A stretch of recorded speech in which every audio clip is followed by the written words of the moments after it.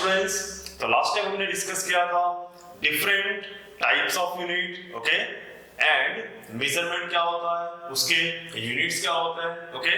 हमने FPS, CGS, MKS, MKS है as well as SI system discuss किया, okay, as well as fundamental units भी discuss किए थे।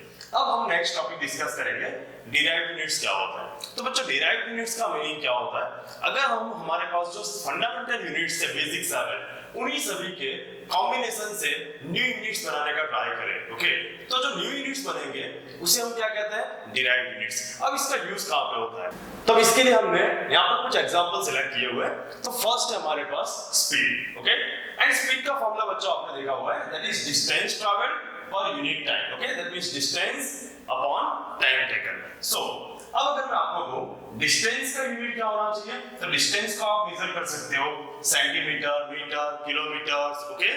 और भी ज्यादा लार्ज डिस्टेंस है तो हमारे पास उसके लिए भी यूनिट्स अवेलेबल है। बट अगर हम डिस्कस करें ऐसा unit of the distance, okay, जो हमारे पास ऐसे यूनिट में आ रहा हो, ऐसा डिस्टेंस का कौन सा यूनिट हो सकता है? तो हम कह सकते हैं मीटर, ओके, एंड ऐसा unit of time taken that is second. तो हम ऐसा बोल सकते हैं कि जो ये मीटर पर सेकंड है that is the unit of speed, clear? So now अब हमारे पास जो सेकंड एग्जांपल है acceleration, and acceleration is equals to formula होता है बच्चों change in velocity with respect to time, okay. तो ये फॉर्मूला आपने 9th स्टैंडर्ड में देखा होगा। तो अब अगर हम इसे सिंपलीफाई करें तो हमें क्या पता चलेगा कि चेंज इन टाइम। अब अगर मैं आपको ऐसा कहूं कि अगर हमने मोशन स्टार्ट किया और ट्रैवलिंग टाइम है हमारा 5 सेकंड्स, ओके, तो इससे क्या पता चलता है? जब भी हम किसी एब्सोल्यूट टाइम का डिस्कशन करें या फिर डिफरेंस ऑफ टाइम का डिस्कशन करें, ओके, एब्सोल्यूट टाइम हो या टाइम डिफरेंस हो, यूनिट्स हमेशा सेम होते हैं। जैसे कि अगर मैं आपको कहूं कि अगर मैंने मूवमेंट मेरा 10 o'clock पे स्टार्ट किया एंड 10:30 तक मैंने मोशन किया है, तो मेरा टाइम ड्यूरेशन कितना है मोशन का? तो आप कहेंगे हाफ आवर और 30 मिनट्स। तो ऐसा नहीं है कि 10:30 में से 10 माइनस करने से आवर कैंसिल नहीं होने वाला, ओके। यूनिट्स हमेशा डिवीजन में हो तभी कैंसिल हो सकते हैं, कभी भी डिफरेंस में यूनिट्स कैंसिल नहीं होते, ओके। सो टाइम डिफरेंस है यहाँ पर, दैट मींस टाइम डिफरेंस का यूनिट हमारे पास होगा second, and change in velocity का यूनिट बच्चों हमारे पास क्या होना चाहिए? तो जो हमारा स्पीड का यूनिट है as it is unit velocity का होता है, एंड चेंज इन वेलोसिटी का यूनिट भी बच्चों सेम होगा, दैट मींस मीटर पर सेकंड। अब यहाँ पर सेकंड के अपॉन में 1 है, दैट मींस रिजल्टेंट यूनिट हमारे पास हो जाएगा ये 1 न्यूमरेटर में, सो मीटर अपॉन सेकंड स्क्वायर। तो हमारे एक्सीलरेशन का जो यूनिट है बच्चों वो क्या होना चाहिए? तो उसका यूनिट होता है मीटर पर सेकंड स्क्वायर। तो आप यहाँ पर एक चीज क्लियरली नोट कर सकते हो कि यहाँ पर फंडामेंटल यूनिट्स के कॉम्बिनेशन से हमारे पास ये जो यूनिट्स मिल रहे हैं इसे हम कहेंगे derived units, okay. Metre, second, ये दोनों के दोनों फंडामेंटल है, बट जो कॉम्बिनेशन है इसे हम क्या कहेंगे? डिराइव्ड यूनिट्स है, ओके। चलिए नेक्स्ट एग्जांपल देखते हैं फोर्स। अब फोर्स इज इक्वल्स टू, आपने फॉर्मूला आगे 9th स्टैंडर्ड में देखा हुआ है, force is equals to mass of body into with acceleration. So now F is equals to हमारे पास फॉर्मूला अवेलेबल है m into with a।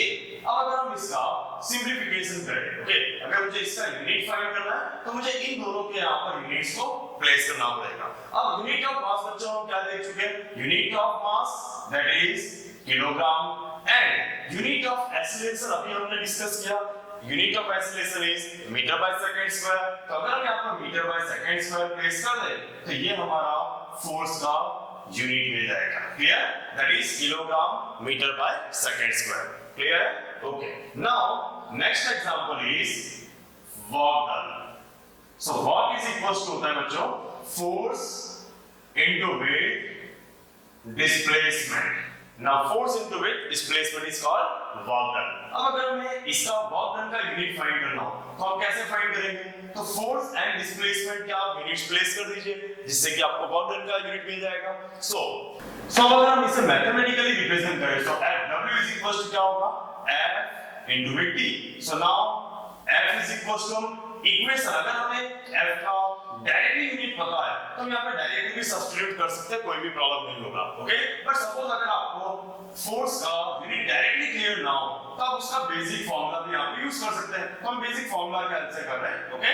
So F is equals to हमने फार्मूला देखा है mass into weight acceleration into weight displacement. So next step is अब हम यहाँ पर सारे के सारे यूनिट्स प्लेस कर सकते हैं। Mass is equals to kilogram में, acceleration that is metre by second square and displacement का हमारे पास है मीटर। सो वर्क डन का जो यूनिट होगा बच्चों आएगा kilogram metre square divided by second square. तो ये हमारा वर्क डन का यूनिट है। क्लियर?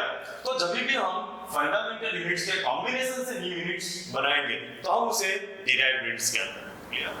तो बच्चों अब हम डिस्कस करेंगे सप्लीमेंट्री यूनिट्स। ओके, तो सप्लीमेंट्री यूनिट्स हमारे पास टू टाइप्स के हैं, जिसमें फर्स्ट है हमारे पास प्लेन एंगल एंड सेकंड है सॉलिड एंगल। तो ये प्लेन एंगल क्या होता है इसे आप लोअर स्टैंडर्ड में भी देख चुके हो। ओके, तो अगर हम कोई भी एक आर्क सिलेक्ट कर लें, ओके, और वो जिस सेंटर से बना हुआ है, ओके, उस सेंटर से उस आर्क का डिस्टेंस क्या होगा तो हम उसे रिप्रेजेंट कर सकते हैं आर से। ओके, अब ये जो आर्क इस सेंटर पे एंगल सबटेंड करे उसे हम क्या कहते हैं, प्लेन एंगल है। ओके, तो प्लेन एंगल एक्चुअली डिफाइन कैसे करते हैं? तो प्लेन एंगल क्या होता है बच्चों, that is the ratio of length of arc to the radius of this arc. That means length of arc हमारे पास है AB and divided by radius of the arc, that is called the plane angle. Okay, तो plane angle is equals to हमारे पास है length of arc AB divided by radius. अब बच्चों यहाँ पर आपको इस फॉर्मूला के हेल्प से एक चीज तो क्लियर हो गया होगा कि अगर हम लेंथ ऑफ आर्क फाइंड करें तो उसे हम किस यूनिट में मेजर करेंगे, तो ऐसा unit of the length that is meter and ऐसा unit of the radius is again meter. So meter meter will be cancelled out. तो आपको तो क्या पता चलेगा कि प्लेन एंगल का कोई यूनिट ही नहीं है, बट हम तो एंगल का यूनिट पहले देख चुके हैं, डिग्री। ओके, तो यहाँ पर हम ऐसे unit of plane angle select करते हैं रेडियन, ना कि डिग्री, पर डिग्री एंड रेडियन को हम आगे रिलेट कर देंगे। Clear? So now unit of plane angle is radian. Okay, इसे हम रिप्रेजेंट करते हैं सिंबॉलिकली RAD से। ओके, सो नाउ अब हमारे पास है सॉलिड एंगल। अब ये सॉलिड एंगल कैसे एग्जैक्टली फॉर्म होता है, तो बच्चों अगर आप कोई भी एक वाटरमेलन सिलेक्ट कर लो और उस वाटरमेलन में आप उसका एक पीस कट करके रिमूव करो, ओके, तो आपको जो उसका पीस मिलेगा वो कुछ इस टाइप का दिखेगा। ओके, अब इस पीस को अगर आप केयरफुली ऑब्जर्व करो तो आपको पता चलेगा कि इसका टॉप एक सरफेस है, ओके, और इसके सारे के सारे फेसेस एक सिंगल पॉइंट पर मीट कर रहे हैं। ओके, तो इसे हम अज्यूम कर लेंगे this point is centre of this complete spherical surface. Okay, तो यहाँ पर हमारे पास कंप्लीट स्फीयर तो नहीं है बट एक स्फेरिकल सरफेस है, तो हम उसका सेंटर पॉइंट O से रिप्रेजेंट कर रहे हैं and distance of each and every point of the surface from the centre is represented by R। Okay, so now अब ये जो सॉलिड एंगल है वो कहां पर होता है, तो ये सॉलिड एंगल इस तरीके का देख सकते हैं आप, यहाँ पर एक सरफेस पे फॉर्म होगा। ओके, ओके, यहाँ पर आप देख सकते हैं कि एक लाइन पे जस्ट फॉर्म हो रहा था, एक लाइन ड्रॉ करना है मुझे एंगल के लिए, बट यहाँ पर आप देख सकोगे कि यहाँ पर अगर मुझे एंगल चेक करना है तो मुझे हॉरिजॉन्टली भी चेक करना पड़ेगा एज वेल एज वर्टिकली भी चेक करना पड़ेगा। दैट मींस यहाँ पर ये टू डायमेंशनल एंगल है जिसे हम सॉलिड एंगल भी कहते हैं। क्लियर? सो नाउ अब ये जो सॉलिड एंगल है वो हम फाइंड कैसे करते हैं, तो सॉलिड एंगल होता है बच्चों area of the surface that is the part of the sphere divided by square of the radius. Okay, तो जैसे कि हमने यहाँ पर रिप्रेजेंट किया है ratio of the intercepted area that means delta A, okay, of the spherical surface about the centre, centre के respect में इसे हमने रिप्रेजेंट किया है। Okay, to the square of radius that is called the solid angle. अब अगर हम इसे मैथमेटिकली रिप्रेजेंट करें तो क्या हो जाना चाहिए, intercepted area is delta A divided by square of the radius that is R square. Clear? So इसका फॉर्मूला आपको पता होना चाहिए that is delta A divided by R square.